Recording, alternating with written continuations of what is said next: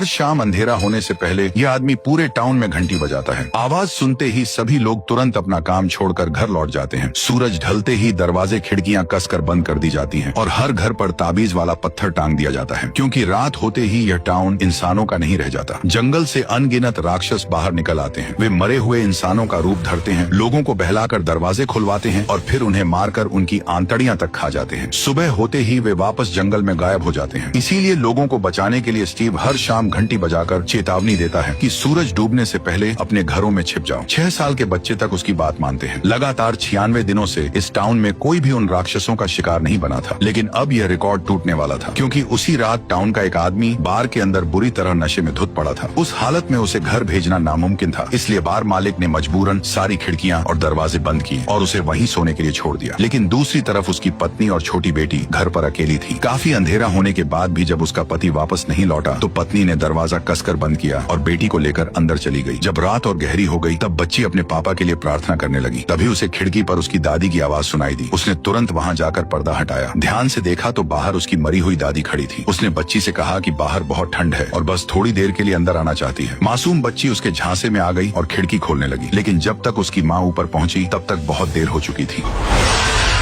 अगली सुबह जब वो शराबी घर लौटा तो उसने देखा कि उसके घर के बाहर पूरे टाउन के लोग जमा हैं। वह कुछ पूछता उससे पहले ही स्टीव ने उसे एक जोरदार थप्पड़ जड़ दिया, क्योंकि यह पहली बार नहीं था। स्टीव उसे कई बार समझा चुका था कि जिन घरों में बच्चे हों उन घरों की खिड़कियां हमेशा कीलों से बंद रखनी चाहिए, क्योंकि इस टाउन में बच्चे सबसे जल्दी उन राक्षसों के बहकावे में आ जाते हैं। लेकिन उसने हर बार इस बात को नजरअंदाज किया और उसी एक लापरवाही की वजह से पिछली रात उसकी पूरी फैमिली राक्षसों की भेंट चढ़ गई। जब उसने जमीन पर पड़े अपनी पत्नी और बेटी के चिथड़े देखे तो वह वहीं घुटनों के बल गिर पड़ा और फूट फूट कर रोने लगा। लेकिन अब पछतावे का कोई फायदा नहीं था। स्टीव इस बात से और भड़का हुआ था कि उसने सिर्फ अपना परिवार नहीं मरवाया था, बल्कि पूरे टाउन को खतरे में डाल दिया था, क्योंकि इस जगह एक खौफनाक नियम था। जब भी यहाँ कोई मरता था तो उसकी जगह कोई नया इंसान इस टाउन में आकर फंस जाता था। और सच में हुआ भी वही। जिस दिन उस औरत और बच्ची का अंतिम संस्कार हो रहा था उसी दिन एक गाड़ी इस टाउन में आ पहुंची। नए लोग इतनी जल्दी आ गए, ये देखकर सभी हैरान रह गए। स्टीव ने तुरंत सबको चुप रहने का इशारा किया और खुद उस परिवार से पूछताछ करने लगा। जब उसे पता चला कि वे रास्ता भटक कर यहाँ पहुँचे हैं तो उसने बिना कुछ कहे आगे बढ़ने का इशारा कर दिया। लेकिन असली खेल तो अब शुरू हुआ था। कुछ ही देर में वो आदमी गाड़ी लेकर आगे निकल पड़ा। शुरुआत में उसे लगा कि अब वे जल्द ही इस जगह से निकल जाएंगे, मगर थोड़ी दूर जाते ही उसके होश उड़ गए, क्योंकि घूमते घूमते वे फिर उसी टाउन में वापस पहुंच चुके थे। पहले उसे लगा शायद उसने गलत मोड़ ले लिया है, इसलिए इस बार वे दूसरी दिशा से निकलने लगे। लेकिन फिर भी वे दोबारा उसी टाउन में आ पहुंचे। फिर उसने तीसरा रास्ता लिया, मगर इस बार भी सड़क उसे घुमाकर वापस उसी जगह ले आई। अब साफ था कि वे जिधर से भी निकलने की कोशिश करते रास्ता घुमा फिराकर उन्हें फिर इसी टाउन में पहुंचा देता। उन्हें बार बार चक्कर लगाते देख स्टीव को जरा भी हैरानी नहीं हुई, जैसे उसे पहले से पता था कि यही होने वाला है। असल में उसने जानबूझकर सच नहीं बताया था, क्योंकि वह चाहता था कि वे खुद समझें कि इस रहस्यमयी टाउन से निकलना नामुमकिन है। जब उसे लगा कि अब सही वक्त आ गया है तब उसने गाड़ी रोकने के लिए रास्ते में कांटे बिछा दिए। लेकिन तभी अचानक उनके साथ एक हादसा हो गया और उनकी गाड़ी सीधे जंगल में पलट गई। चारों लोग उसी के अंदर बुरी तरह फंस गए। आदमी खुद ड्राइविंग सीट पर पेड़ की टहनियों के बीच फंसा हुआ था। उसकी पत्नी बेहोश पड़ी थी और समझ नहीं आ रहा था कि वह जिंदा भी है या नहीं। गनीमत सिर्फ इतनी थी कि बेटी को ज्यादा चोट नहीं आई थी, लेकिन छोटे बेटे की हालत सबसे ज्यादा खराब थी। उसे होश तो था, मगर उसकी जांघ के आर पार पेड़ की एक मोटी टहनी घुस चुकी थी। उधर स्टीव उनके वापस आने का इंतजार कर रहा था, लेकिन काफी देर तक जब वो परिवार वापस नहीं लौटा तो उसे कुछ गड़बड़ लगी। इसलिए वह तुरंत लोगों को लेकर उन्हें ढूंढने निकल पड़ा। जैसे ही उसने गाड़ी को जंगल में पलटा हुआ देखा तो वह बिना देर किए मदद में जुट गया। कुछ ही मिनटों में परिवार के 3 लोगों को बाहर निकाल लिया गया, लेकिन छोटा बेटा अब भी गाड़ी के अंदर फंसा हुआ था। उसके जख्म से लगातार खून बह रहा था, इसलिए उसे जबरदस्ती बाहर खींचना खतरनाक हो सकता था। अब उन्हें उसका इलाज गाड़ी के अंदर ही करना था, लेकिन दिक्कत यह थी कि सूरज डूबने में सिर्फ 40 मिनट बाकी थे, जबकि लड़के के इलाज में कम से कम 1 घंटा लगता। कोई रास्ता न देखकर स्टीव ने रात वहीं रुकने का फैसला किया और परिवार के 3 लोगों को जैसे तैसे अपने आदमियों के साथ भेज दिया। धीरे धीरे अंधेरा घिरने लगा। स्टीव ने अपने हाथ में पकड़े ताबीज वाले पत्थर को देखा, क्योंकि इस सुनसान जंगल में अब वही उसकी आखिरी उम्मीद था। फिर उसने वह पत्थर गाड़ी के अंदर टांग दिया। यह देखकर जिम पूरी तरह चौंक गया। उसे समझ नहीं आया कि एक पत्थर आखिर उनकी जान कैसे बचाएगा, लेकिन स्टीव ने जवाब देने की बजाय पहले गाड़ी के सारे खुले हिस्से बंद किए। फिर उसने जिम को समझाना शुरू किया कि अंधेरा होते ही यहाँ क्या क्या होने वाला है। लेकिन तभी अचानक लड़के का शरीर जोर जोर से कांपने लगा और अगले ही पल गाड़ी के बाहर से एक खौफनाक गुर्राहट सुनाई दी। जब स्टीव ने खिड़की के बाहर झांका तो अंधेरे में वे राक्षस राक्षस चुपचाप गाड़ी के चारों तरफ जमा होने लगे थे। देखते ही देखते उनकी संख्या बढ़ती चली गई। यह नजारा देखकर स्टीव तक के रोंगटे खड़े हो गए, क्योंकि राक्षसों का झुंड गाड़ी को हर तरफ से घेर चुका था। अब सबसे बड़ा सवाल यही था कि क्या वे लोग सुबह तक जिंदा बच भी पाएंगे या नहीं।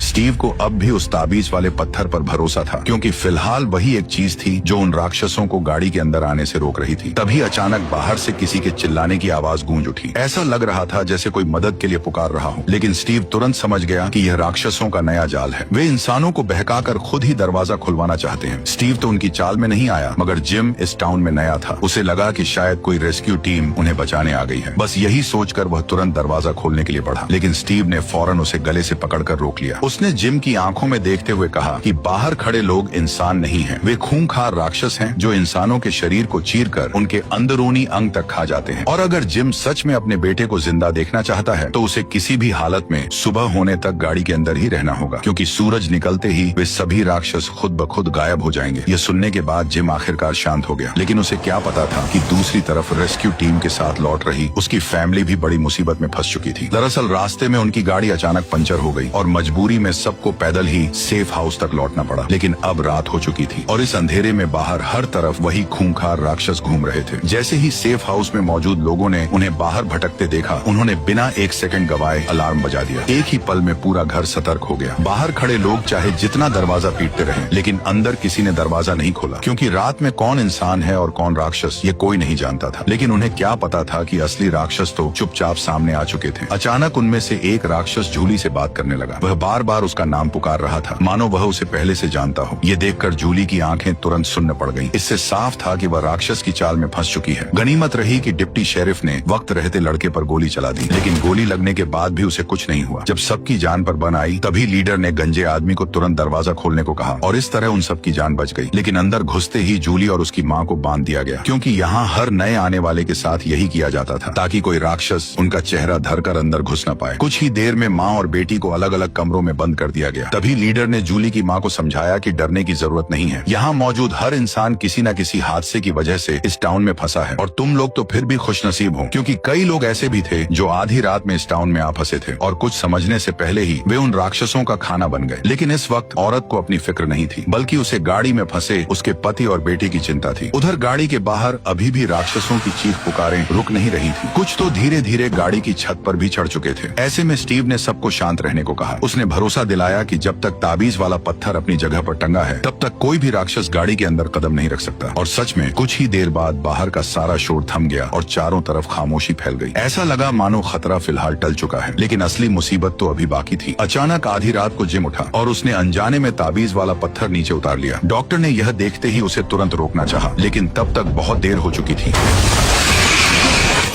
अचानक डॉक्टर की नींद खुली और उसे एहसास हुआ कि यह सब सिर्फ एक डरावना सपना था। असल में वे लोग रात सही सलामत काट चुके थे। सुबह होते ही बाकी लोग भी उनकी मदद के लिए वहां पहुंच गए। सबने उन्हें जिंदा देखकर राहत की सांस ली, लेकिन खतरा अभी पूरी तरह टला नहीं था, क्योंकि अब नए आए लोगों को एक मुश्किल फैसला लेना था। उन्हें चुनना था कि उन्हें टाउन में कहाँ रहना है। एक तरफ था सेफ हाउस, जहाँ सभी लोग साथ रहते थे लेकिन जगह कम थी, और दूसरी तरफ थे टाउन के अलग अलग घर, जहाँ जगह ज्यादा थी मगर खतरा भी उतना ही ज्यादा था। अगर लोग टाउन के घरों में रहने का फैसला करते तो उन्हें अंधेरा होने से पहले ताबीज वाले पत्थर चेक करने पड़ते थे, और अगर घर में बच्चे हों तो खिड़कियों को कीलों से बंद करना पड़ता था, क्योंकि रात में राक्षस अक्सर लोगों को बहकाकर दरवाजा खुलवाने की कोशिश करते थे और बच्चे उनकी बातों में जल्दी आ जाते थे। इसी वजह से टाउन में सख्त नियम भी बनाए गए थे। अगर किसी की लापरवाही से किसी दूसरे की जान चली जाती तो सजा के तौर पर उसे एक रात टिन वाले कमरे में बंद किया जाता था। वहाँ कोई ताबीज नहीं होता था, यानी अंदर जाने वाले की मौत लगभग तय थी। ये सुनकर टैबी ने पूछा कि यह सजा कितनी बार दी गई है। पादरी ने बताया कि अब तक ऐसा कभी नहीं हुआ, लेकिन आज रात पहली बार ऐसा होने वाला था। सारे नियम समझाने के बाद अब जिम के परिवार को एक घर चुनना था। सबको यही लग रहा था कि चारों लोग टाउन के किसी घर में साथ रहेंगे, लेकिन तभी उनकी बेटी जूली ने कह दिया कि वह अकेले सेफ हाउस में रहेगी। उसे लगता था कि उसके मॉम डैड उसके छोटे भाई को उससे ज्यादा प्यार करते हैं, इसीलिए वो उनसे दूर रहना चाहती थी। जूली का फैसला सुनते ही जिम और टैबी घबरा गए, क्योंकि उन्हें अपनी बेटी की बहुत चिंता थी। इसलिए दोनों उसे अपने साथ चलने के लिए मनाने लगे। तभी स्टीव ने कहा कि अंधेरा होने वाला है और सबको जितनी जल्दी हो सके अपने अपने ठिकाने पर लौट जाना चाहिए। स्टीव ने उन्हें भरोसा दिलाया कि उसका बेटा भी सेफ हाउस में रहता है, इसलिए जूली वहाँ अकेली नहीं होगी और वो उसका पूरा ख्याल रखेगा। इसके बाद सब लोग अपने अपने रास्ते निकल गए, क्योंकि आज रात सजा देने का वक्त आ चुका था। जिस आदमी की लापरवाही से उसकी पत्नी और बेटी मारी गई थी, अब उसे उसी की सजा मिलने वाली थी। उसे पूरी रात बिना ताबीज के टिन वाले कमरे में बंद रहना था। यानी अगर राक्षस वहाँ तक पहुँच गए तो सुबह तक उसका जिंदा बचना असंभव था। स्टीव भी उसके लिए कुछ नहीं कर सका। उसने बस दरवाजे पर 2 और ताले लगा दिए और मन ही मन यही दुआ करने लगा कि वह आदमी किसी तरह सुबह तक जिंदा बच जाए। लेकिन रात होते ही वो इंसानी शक्ल वाले राक्षस जंगल से बाहर निकल आए। उधर वो आदमी कमरे के कोने में सहमा हुआ खड़ा था, लेकिन जैसे ही उसने नजर उठाकर देखी, वे सारे राक्षस उसके कमरे के बाहर जमा हो चुके थे। उस वक्त उसकी हालत ऐसी थी जैसे कोई शिकार शिकारी के बीच घिर गया हो। अब उसके पास बचने का कोई रास्ता नहीं था। आखिरकार वह हार मानकर जमीन पर बैठ गया और अपनी मौत का इंतजार करने लगा।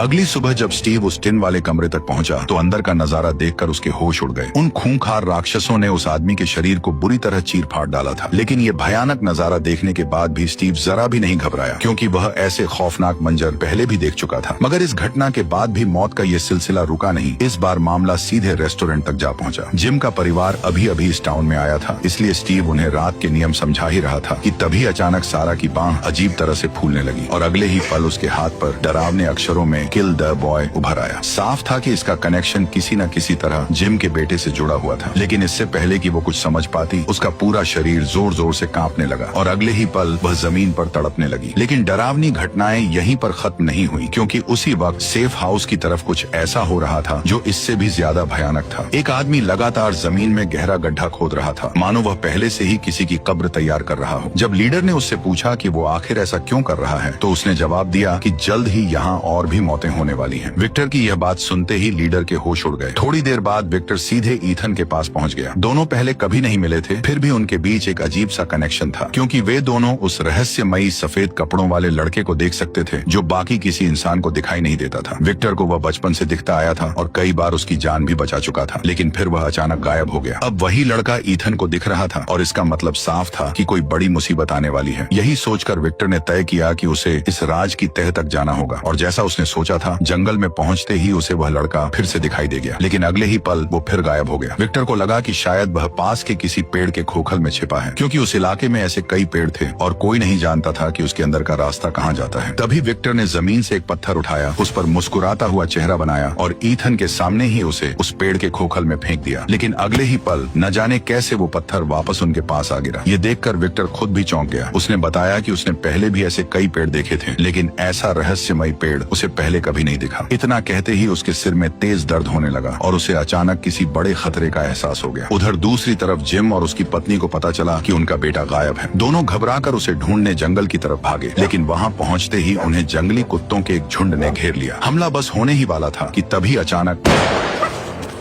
दरअसल वो गोली विक्टर ने चलाई थी ताकि सही समय पर उन दोनों की जान बचाई जा सके। तभी जिम और उसकी पत्नी की नजर ईथन पर पड़ी जो विक्टर के साथ था। उसे सही सलामत देखकर दोनों ने राहत की सांस ली। एक पल के लिए उन्हें लगा कि शायद खतरा टल चुका है, लेकिन उन्हें जरा भी अंदाजा नहीं था कि असली मुसीबत तो अभी आने वाली है। उधर सारा अब होश में आ चुकी थी, लेकिन डर के मारे उसने डॉक्टर को अपने शरीर पर उभरे उन अजीब निशानों के बारे में कुछ नहीं बताया। लेकिन यही चुप्पी उसकी सबसे बड़ी गलती बन गई, क्योंकि उसी डर की वजह से राक्षसों ने एक बार फिर उसके दिमाग पर कब्जा कर लिया। रात होते ही सारा चुपके से एक मरीज के पास पहुंची और बिना एक पल गवाए एक नुकीली चीज सीधे उसकी गर्दन में घोंप दी। इसके बाद वह अपने आप से बातें करने लगी, मानो किसी अदृश्य राक्षस से कोई सौदा कर रही हो। थोड़ी देर बाद जब नर्स वार्ड चेक करने आई तो मरीज की लाश देखकर उसके होश उड़ गए। वह डर के मारे भागने लगी, लेकिन मुड़ते ही उसने देखा कि मेन डोर खुला हुआ था और वे खौफनाक राक्षस बड़े आराम से अंदर चले आ रहे थे। अगली सुबह जब डिप्टी शेरिफ अपनी टीम के साथ वहां पहुंचा तो उसने देखा कि ताबीज वाला पत्थर जमीन पर गिरा पड़ा था। पूरा कमरा इंसानी लाशों से भरा हुआ था और वह नर्स भी उन राक्षसों का शिकार बन चुकी थी। लेकिन किसी ने सपने में भी नहीं सोचा था कि इस सब के पीछे कोई और नहीं बल्कि सारा ही थी। उधर दूसरी तरफ सारा चुपचाप ईथन के घर के बाहर पहुंच चुकी थी। उसे यकीन था कि अगर वह ईथन को मार दे तो वह शैतान से किया अपना सौदा पूरा कर लेगी और बदले में उसे इस मनहूस जगह से आजादी मिल जाएगी। कुछ ही देर में वह सीधे ईथन के घर में घुस गई और बड़ी चालाकी से उसे बहला फुसलाकर अपने साथ चलने के लिए मना लिया। लेकिन उसे जरा भी अंदाजा नहीं था कि उसका यही पागलपन उसकी जिंदगी जिंदगी की सबसे बड़ी गलती बनने वाली है। जल्द ही वह ईथन को एक सुनसान फार्म हाउस की तरफ ले आई, क्योंकि उसका प्लान था कि अगर वह ईथन को खुले मैदान में मारेगी तो पूरा इल्जाम रात में निकलने वाले राक्षसों पर डालना आसान होगा। लेकिन जैसे ही वह लड़के पर वार करने वाली थी, उसी वक्त उसका भाई वहाँ पहुँच गया। सारा का ध्यान भटकते ही ईथन ने मौका देखकर तुरंत खुद को छुड़ाया और वहाँ से भाग निकला। उधर उसका भाई सारा को पकड़कर रोकने लगा ताकि वह कोई पागलपन न कर बैठे, लेकिन हाथापाई के दौरान सारा ने गलती से अपने ही भाई का गला काट दिया। सबसे डरावनी बात यह थी कि उसी पल पादरी ने यह सब अपनी आंखों से देख लिया, लेकिन उसने सारा को रोकने की कोशिश नहीं की। वह बस खड़ा होकर उसे घूरता रहा। थोड़ी ही देर में पूरे फार्म पर लोगों की भीड़ जमा हो गई, मगर वहाँ न सारा थी और न ही पादरी। जमीन पर सिर्फ एक लाश पड़ी थी, जिसे देखकर पूरे टाउन में दहशत फैल गई, क्योंकि हर कोई जानता था कि राक्षस दिन में हमला नहीं करते। तो फिर आखिर यह खून किया किसने? सबसे अजीब बात यह थी कि पादरी ने सारा को देखा था, लेकिन फिर भी उसने जानबूझकर उसका नाम छिपा लिया। यानी इसका मतलब साफ था कि कुछ न कुछ गड़बड़ जरूर है। भीड़ को शांत करने के लिए उसने कहा कि उसने सारा को जंगल की तरफ भागते देखा था और मुमकिन है कि इस सब के पीछे उसी का हाथ हो। ये सुनते ही स्टीव ने भरोसा दिलाया कि सारा जैसे ही वापस आएगी तो वो तुरंत उसे हिरासत में ले लेगा। स्टीव की बातें सुनकर लोग कुछ हद तक शांत हो गए और धीरे धीरे वहाँ से चले गए, लेकिन किसी को जरा भी अंदाजा नहीं था कि चर्च के नीचे बने तहखाने में वही भागी हुई सारा कैद थी। असल में टाउन के नियमों के मुताबिक सारा को भी टिन वाले कमरे में बंद करके सजा दी जानी चाहिए थी, लेकिन पादरी ने उसे वहाँ भेजने के बजाय चुपचाप किडनैप कर लिया, क्योंकि उसका मकसद सारा को बचाना नहीं बल्कि इस मनहूस जगह से निकलने का रास्ता ढूंढना था। उसे पता था कि सारा राक्षसों से बात कर सकती है और शायद वही उसे बाहर निकलने का रास्ता बता सकती है। जब सारा को समझ आया कि पादरी बहुत कुछ जान चुका है, तो उसने एक बड़ा राज खोल दिया। उसके मुताबिक अगर वे राक्षसों की शर्त मान लें तो टाउन के लोग जिंदा बाहर निकल सकते हैं। यह सुनकर पादरी के होश उड़ गए। इससे पहले कि वह कुछ और पूछ पाता, अचानक सारा का शरीर जोर जोर से कांपने लगा। उसने घबराकर पादरी से कागज और पेन मांगा। कुछ ही पलों में उसने एक अजीब सी ड्राइंग बना डाली, मगर जब पादरी ने उस कागज पर बने निशान देखे तो उसके पैरों तले जमीन खिसक गई। ड्राइंग को देखते ही उसे कुछ याद आया और वह बिना देर किए सीधे उस जगह पहुंचा जहां उसने सालों पहले एक थैला दफनाया था। मिट्टी खोदने पर उसे वो थैला सचमुच उसी जगह दबा हुआ मिला, जिसके अंदर एक खून से सना हुआ कपड़ा छिपा था। और सबसे चौंकाने वाली बात यह थी कि सारा ने जो अजीब सा निशान बनाया था वह उसी स्नैक रैपर से मैच कर रहा था जो बैग में मिला था। अब बात धीरे धीरे साफ होने लगी थी। दरअसल इस टाउन में आने वाला हर इंसान अपने साथ कोई न कोई ऐसा राज लेकर आया था जो इस रहस्यमयी जगह से जुड़ा हुआ था। जब पादरी इन्हीं सवालों में उलझा हुआ था, तभी इस खौफनाक टाउन में एक नया आदमी आ पहुंचा, लेकिन किसी को अंदाजा तक नहीं था कि उसकी एंट्री के साथ ही पूरी कहानी एक खतरनाक मोड़ लेने वाली है।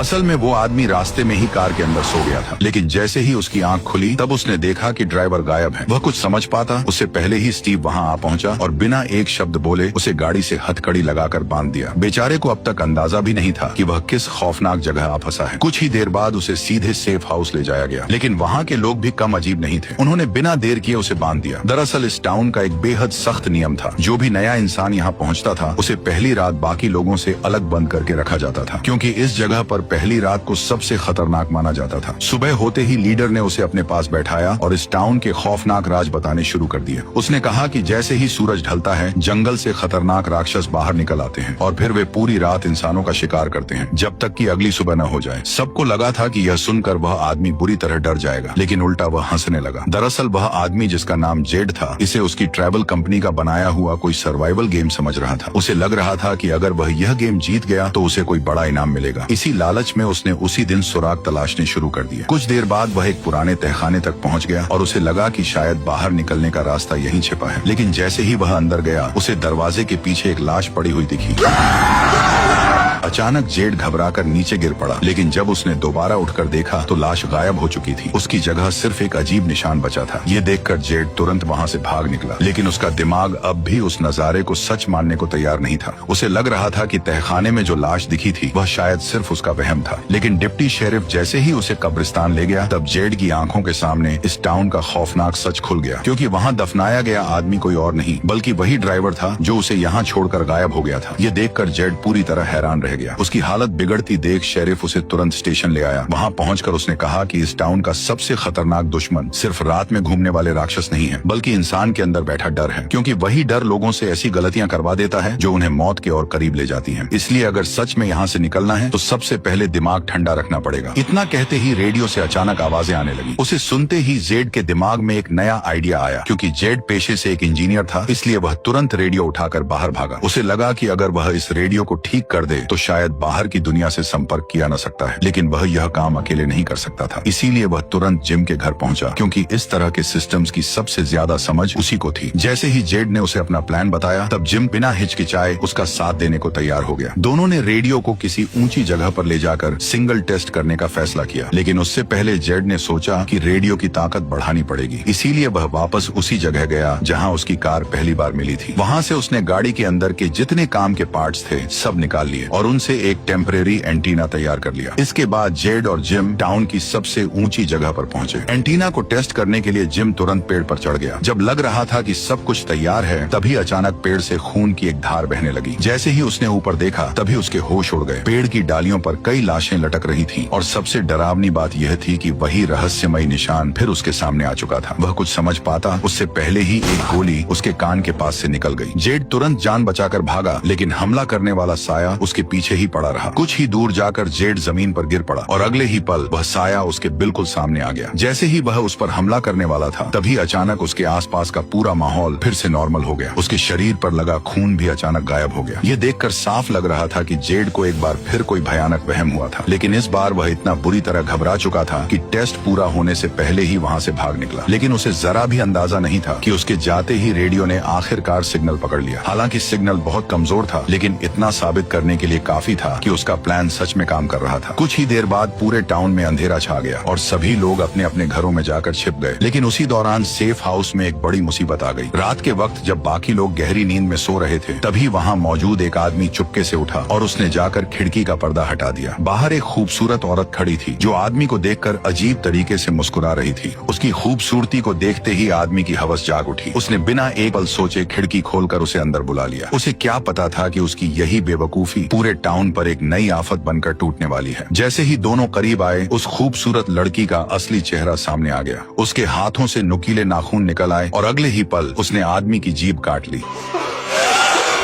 आदमी को मारने के बाद भी वह वहीं नहीं रुकी। वह फिर से इंसानी शक्ल में लौट आई, लेकिन अगला शिकार ढूंढने के बजाय उसने एक एक करके घर के सारे दरवाजे और खिड़कियां खोल दिए, ताकि बाकी राक्षस भी आराम से अंदर आ सकें। उधर घर के अंदर सोए लोग अभी भी आने वाले खतरे से पूरी तरह बेखबर थे। तभी कमरे के भीतर से एक अजीब सी आवाज आई। आवाज सुनकर मैरी घबराई हुई अंदर देखने गई, लेकिन जैसे ही वह कमरे के पास पहुंची, तभी अचानक दरवाजा पीछे से बंद हो गया। अब साफ था कि वह राक्षसों के जाल में फंस चुकी थी। उधर नीचे लोग अब भी बातों में लगे हुए थे कि तभी खून की एक बूंद सीधे गंजे आदमी पर जा गिरी। वह गाली देने ही वाला था कि तभी उसकी नजर ऊपर खड़े उस भयानक राक्षस पर पड़ी। जैसे ही पता चला कि राक्षस सेफ हाउस में घुस आए हैं, तब पूरे घर में दहशत फैल गई। लोग जान बचाने के लिए इधर उधर भागने लगे, जबकि राक्षस बिना किसी जल्दबाजी के आराम से उनका शिकार कर रहे थे। अब साफ था कि सेफ हाउस भी सुरक्षित नहीं रहा। इसीलिए लीडर ने तुरंत फैसला लिया कि जितने लोग बच सकते हैं उन्हें स्टीव तक पहुंचाया जाए। उधर एलिस अब भी अपने कमरे में सो रहा था। तभी बाहर से अजीब आवाजें आने लगी। जब वह बाहर निकला तो सामने का मंजर देखकर उसके होश उड़ गए। पूरा सेफ हाउस तहस नहस हो चुका था और फर्श पर हर तरफ लाशें बिखरी पड़ी थी। एलिस कुछ समझ पाता उससे पहले ही एक खून से लथपथ राक्षस उसकी तरफ बढ़ने लगा। गनीमत रही कि एलिस ने एक सेकंड भी बर्बाद नहीं किया। उसने तुरंत खिड़की का शीशा तोड़ा और सीधे सेफ हाउस से नीचे छलांग लगा दी, लेकिन जमीन पर गिरते ही उसका एक हाथ टूट गया। हालांकि बेहद तेज दर्द के बावजूद भी वह रुक नहीं सकता था, क्योंकि पीछे कई राक्षस उसकी तरफ बढ़ रहे थे। अपनी दोस्त की मदद से एलिस किसी तरह भागकर एक छोटे से कमरे में छिप गया। अब उनके पास बचने की आखिरी उम्मीद सिर्फ ताबीज वाला पत्थर था, जो शायद उन्हें सुबह तक जिंदा रख सकता था। ठीक उसी वक्त टाउन में मौजूद स्टीव के सामने भी एक बड़ा राज खुल चुका था। दरअसल पादरी ने कबूल कर लिया कि सारा उसी की कैद में है और उसने खुद उसे छिपाकर बंद कर रखा है, क्योंकि सारा ही इकलौती इंसान है जो किसी तरह उन राक्षसों से बात कर सकती है। और हो सकता था कि वही इस मनहूस टाउन से निकलने का रास्ता भी जानती हो। पादरी की बातें सुनकर स्टीव एक पल के लिए पूरी तरह चौंक गया। वो उससे कुछ पूछने ही वाला था कि तभी अचानक बाहर से हॉर्न की आवाज सुनाई दी। जब दोनों दौड़कर बाहर निकले तो उन्होंने देखा कि लीडर कुछ लोगों को लेकर टाउन पहुंच चुकी थी। उनके चेहरे देखकर ही साफ समझ आ गया कि सेफ हाउस में कुछ बहुत बुरा हो चुका है। उन्होंने बिना सवाल जवाब किए फौरन गाड़ी से लोगों को उतारा, लेकिन बाहर गहरा अंधेरा था। पादरी अभी अंदर लौट ही रहा था कि तभी एक राक्षस ने उस पर हमला कर दिया। स्टीव ने तुरंत गोली चलाई और किसी तरह पादरी को घसीटकर घर के अंदर ले आया, लेकिन तब तक बहुत देर हो चुकी थी। उसके शरीर से बहुत ज्यादा खून बह चुका था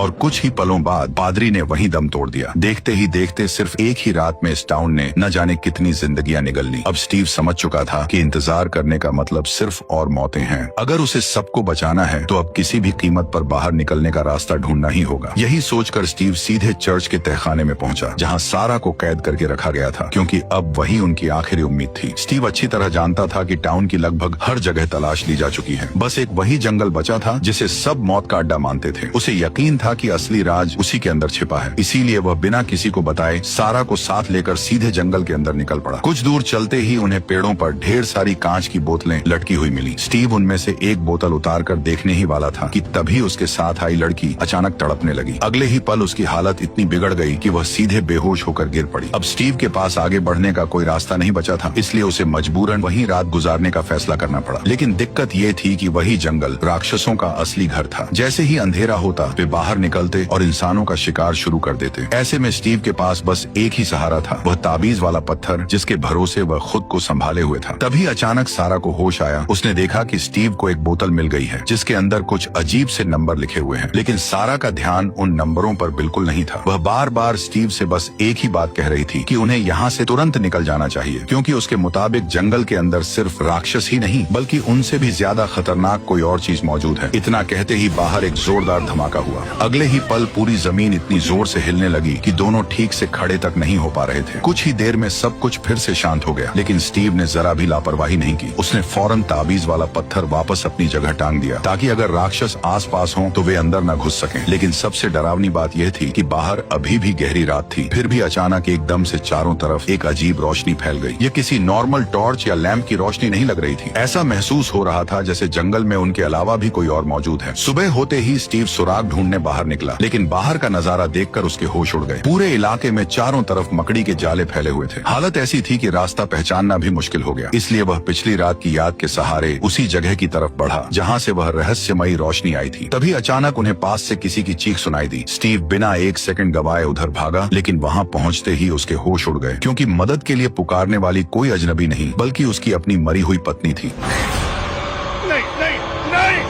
जैसे तैसे स्टीव अपना हाथ छुड़ाकर वहां से भाग निकला, लेकिन कुछ ही दूर पहुंचते ही झाड़ियों से ढेरों मकड़ियां बाहर निकल आईं। पल भर में वे उस पर टूट पड़ी और कई मकड़ियां उसके कपड़ों और शरीर पर चढ़ गईं। वह जैसे तैसे खुद को छुड़ाता रहा, लेकिन तब तक बहुत देर हो चुकी थी, क्योंकि उन मकड़ियों में से एक उसे काट चुकी थी। उधर टाउन में भी लोग खाली नहीं बैठे थे। जेड और बाकी लोगों ने तय किया कि एक ऊंचा टावर बनाकर रेडियो का सिग्नल और दूर तक भेजा जाए, ताकि बाहर की दुनिया से संपर्क हो सके। काफी मेहनत के बाद आखिरकार टावर तैयार हो गया और रेडियो ने सिग्नल पकड़ना भी शुरू कर दिया। लेकिन तभी मौसम अचानक बदलने लगा। आसमान में काले बादल छा गए और तेज हवाएं चलने लगी। अब साफ था कि एक खतरनाक तूफान आने वाला है। वक्त बहुत कम बचा था, इसलिए बाहर की दुनिया से तुरंत संपर्क करना जरूरी था। लेकिन जिम जितनी बार भी रेडियो पर कॉल करने की कोशिश करता, फिर भी उधर से कोई जवाब नहीं मिलता। ऊपर से मौसम भी तेजी से बिगड़ता जा रहा था। अब लगने लगा था कि शायद ये कोशिश भी बेकार जाएगी। लेकिन तभी अचानक रेडियो से आवाजें आने लगी। जिम ने फौरन सामने वाले से मदद मांगी, लेकिन अगले ही पल उसके होश उड़ गए। उसने अपना नाम तक नहीं बताया था, फिर भी रेडियो पर मौजूद शख्स उसका नाम जानता था। उधर जंगल में स्टीव और सारा आखिरकार उस रहस्यमयी रोशनी तक पहुंच चुके थे। दरअसल वो रोशनी एक पुराने लाइट हाउस से आ रही थी। दोनों को लगा कि शायद इसी जगह उनके सारे सवालों का जवाब छिपा है। लेकिन तभी स्टीव के शरीर में फैले जहर ने असर दिखाना शुरू कर दिया। उसकी हालत तेजी से बिगड़ने लगी और वह एक कदम भी आगे बढ़ाने लायक नहीं रहा। मजबूरी में उसने सारा से कहा कि वो उसे यहीं छोड़कर अकेले आगे बढ़ जाए। उसका मानना था कि अगर सारा जिंदा टाउन लौट गई तो बाकी लोगों को इस लाइट हाउस के बारे में बता सकेगी। लेकिन सारा ने उसे छोड़ने से साफ इनकार कर दिया और वहीं कोई दूसरा रास्ता ढूंढने लगी। तभी सारा की नजर एक बार फिर उस सफेद कपड़ों वाले रहस्यमयी लड़के पर पड़ी। इस बार वह पास मौजूद एक खोखले पेड़ की तरफ इशारा कर रहा था, मानो बता रहा हो कि फिलहाल बचने का रास्ता वहीं छिपा है। सारा ने एक पल भी बर्बाद नहीं किया। उसने घायल स्टीव को उठाया और किसी तरह उसे उस पेड़ तक ले गई। लेकिन जैसे ही स्टीव उसके अंदर घुसा, अगले ही पल वह सीधा एक अंधेरी और सुनसान गुफा में जा पहुंचा। कुछ सेकंड तक उसे समझ ही नहीं आया कि आखिर वो है कहाँ। उसने कांपते हाथों से लाइटर जलाया और जैसे ही आसपास नजर दौड़ाई, तब उसका कलेजा बैठ गया। वह अब टाउन के किसी और ही हिस्से में पहुंच चुका था। स्टीव लगातार सारा को आवाज देता रहा, लेकिन वहां से कोई जवाब नहीं आया। जब लग रहा था कि अब सब कुछ उसके हाथ से निकल चुका है, तभी अचानक टाउन में लोगों से भरी एक नई बस आ पहुंची।